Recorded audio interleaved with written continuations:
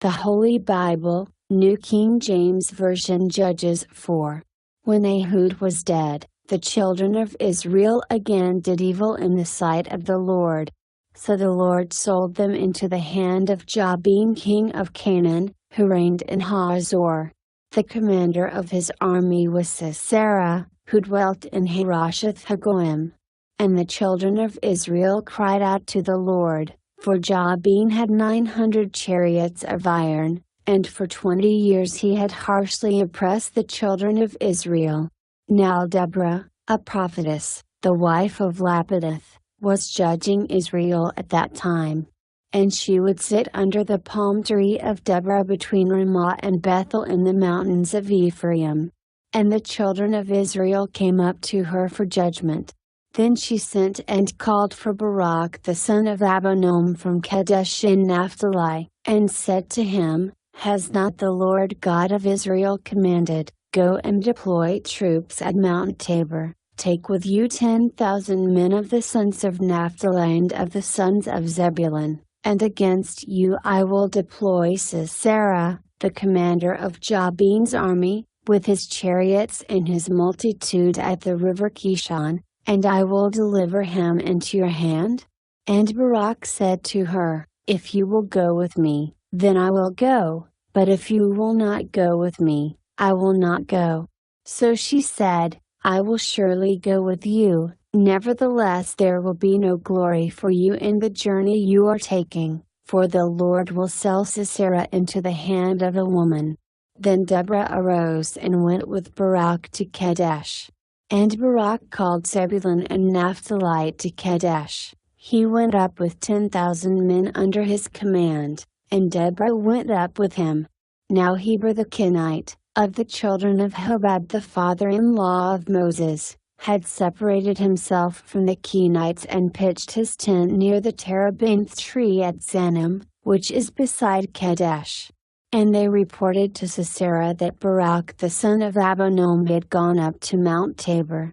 So Sisera gathered together all his chariots, 900 chariots of iron, and all the people who were with him, from Harosheth Hagoyim to the river Kishon. Then Deborah said to Barak, Up! For this is the day in which the Lord has delivered Sisera into your hand. Has not the Lord gone out before you? So Barak went down from Mount Tabor with 10,000 men following him. And the Lord routed Sisera and all his chariots and all his army with the edge of the sword before Barak, and Sisera alighted from his chariot and fled away on foot. But Barak pursued the chariots and the army as far as Harosheth Hagoyim, and all of the army of Sisera fell by the edge of the sword, not a man was left. However, Sisera had fled away on foot to the tent of Jael, the wife of Heber the Kenite, for there was peace between Jabin king of Hazor and the house of Heber the Kenite. And Jael went out to meet Sisera, and said to him, Turn aside, my lord, turn aside to me, do not fear. And when he had turned aside with her into the tent, she covered him with a blanket. Then he said to her, Please give me a little water to drink, for I am thirsty. So she opened a jug of milk, gave him a drink, and covered him. And he said to her, Stand at the door of the tent, and if any man comes and inquires of you, and says, Is there any man here? You shall say, No.